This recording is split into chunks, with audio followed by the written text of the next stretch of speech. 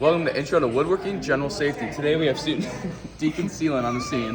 Deacon, throw those safety goggles on. Next, tuck in that shirt. No baggy clothing in the wood shop. Very good. Finally, we need our closed-toed shoes. And the hair up if need be.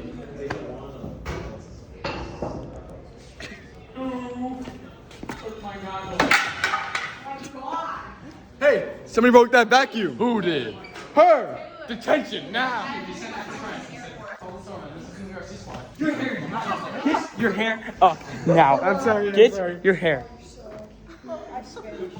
Thank you for keeping my hair regular. No glasses. Glasses are stupid.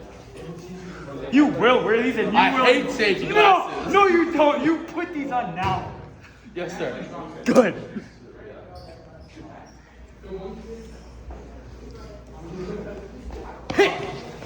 I hate glasses. I said hello. You will wear these. Hey! Just these. Stop! No! Never operate machinery without machinery. I don't need to complete a quiz to operate machinery. You want to operate this machinery? You take this quiz, Sergeant. So, Mr. Bissonette, what should we do in this class? We should always listen to Mr. Bissonette or another authorized adult. Common causes of accidents in the workshop are some ignorance, not knowing what these do, carelessness, not paying attention to your surroundings, and horseplay.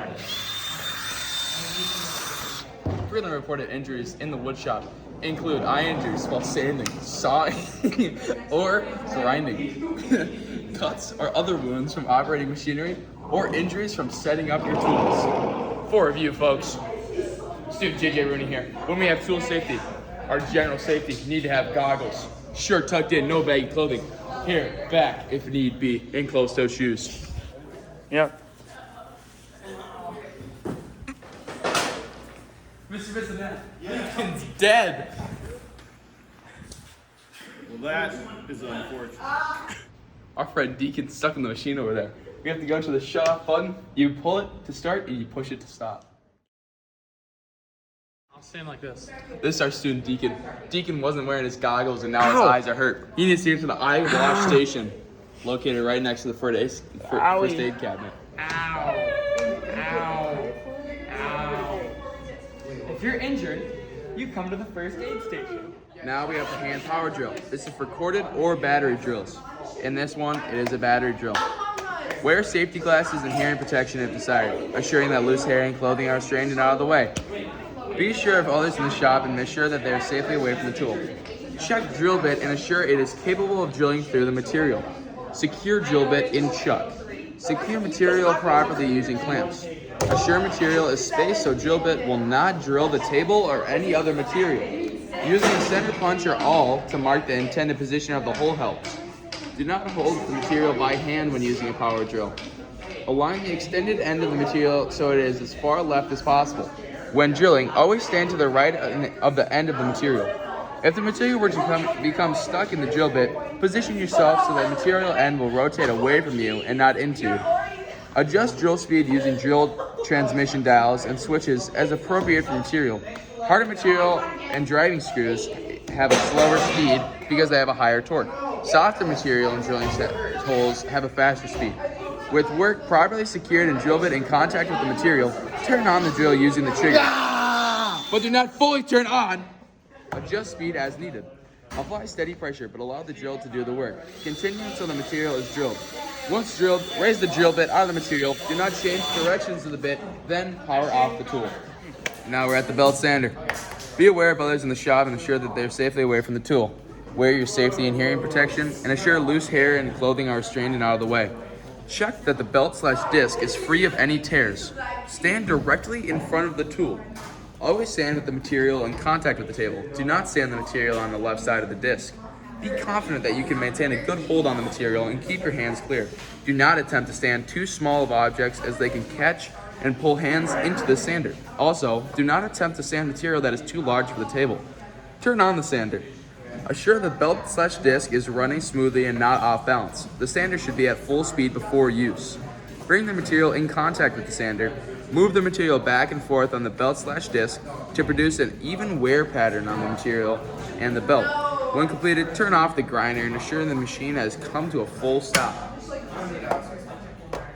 Next station is the table saw. Once again, making sure we're wearing our safety and hearing protection if desired, assuring that loose hair and clothing are restrained and out of the way, being aware of others in the shop and ensure that they are safely away from the tool.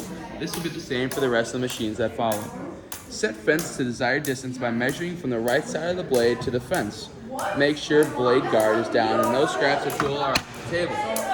Turn main power switch on and wait for the solid green light. No red blinking lights. Line up your material tight against the fence and just to the edge of the blade guard. Stand in line with the tool so that your right hand is in line with the space between the blade and the fence. Turn on the saw with the big red lever by pulling up. Apply steady pressure forward with both hands, keeping the material flat on the table and tight against the fence. Push at a reasonable rate, but do not force the material. Use a push stick for small material, less than 2 inches wide. Continue pushing with your right hand until the material is past the spinning blade. Once through the cut, power off the tool. Wait for the blade to stop rotating, remove the material, and both kept and off cut pieces. Here we are at the bandsaw. Starting off, we have to make sure we're wearing our safety and hearing protection, ensuring loose hair and clothing are restrained and out of the way. Be aware of others in the shop and ensure that they are safely away from the tool. Remove any scraps from the table before starting the saw. When you use the saw, take care to line up your cut properly. Remember the blade has thickness. Stand directly in front of the tool with your hands on both sides of the blade, making sure the blade guard is half an inch above the material that you are cutting. Start with tool. Allow blade to come up to full speed before starting the cut. When cutting, let the tool do the work. Don't force it yourself. Don't cut too fast or too slow. Remember, this tool makes slight curves, not tight curves. Use a push stick when the cut is too close to your fingers. JJ, show us that push stick. Perfect. Slow down to nearly a stop as you end your cut, and then following that full cut, power off the saw and allow blade to come to rest. After the blade is at rest, remove the material that you just cut. Hey, why did you make an adjustment to this machine? Wait, make sure the machine is off beforehand. Have you been trained to use that? No. Then you don't use it. Hey, don't panic. Go tell Mr. Bessonette. I'll disconnect the power and turn the machine off for you. What the heck? It's not working. Mr. B, will you help me? Sure, I'll help you. Stop distracting me while I'm operating a machine. Hey, stay out of my personal bubble space when I'm operating a machine, man. Hey, stay out of my personal bubble space. Dang it.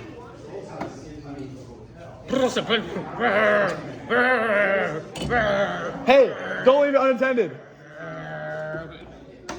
Before you operate any machinery, make sure the machine guard is in place. I don't know what you're talking about. Always wear gloves when operating machinery. Go. No jewelry in the woodshop.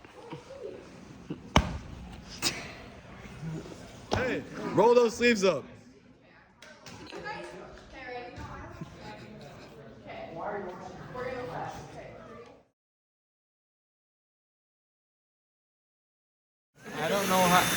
I don't know how to use this. Do not use or play with anything that you have not had instruction on. Mr. B. Is this chemical okay to use? Yes, it is. Thanks, sir.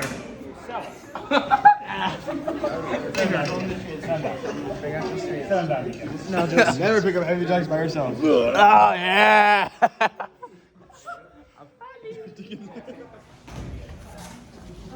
Oh! Yeah, you might have. Always pick up loose scraps. There's never a fire. Stop, drop, and roll to the fire extinguisher right here. Remember, always use common sense with your tools. Always keep our tools Table. And floor clean. We're back here at the motor saw, our farm station. JJ's wearing his safety glasses, but he's not wearing hearing protection because he does not so desire it. He's assuring loose hair and clothing are restrained and out of the way. He's aware of others in the shop and assure that they're safely away from the tool. Since JJ's in the wood shop, he's only cutting wood. Take care to line up your cut properly. Remember, the blade has thickness. Align the longer side of the material so it is to the left. Very good. Next, use your left hand to securely hold the left side of the material against the table and fence of the tool. Be sure your left hand is a safe distance away from the cutting area. The tool can be adjusted to cut at an angle. Be aware of the blade's path and where your left hand is when cutting an angle. Do a dry run to verify. Start with tool in the highest position. Use your right hand to turn on the tool. Allow blade to come up to full speed. When cutting, let the tool do the work. Don't cut too fast or too slow. Following full cut, use your right hand to disengage the power to the tool. Allow blade to come to a rest. After the blade is at a rest, raise the tool back to its highest position. Remove cut and waste material from the tool. Remove that cut, JJ.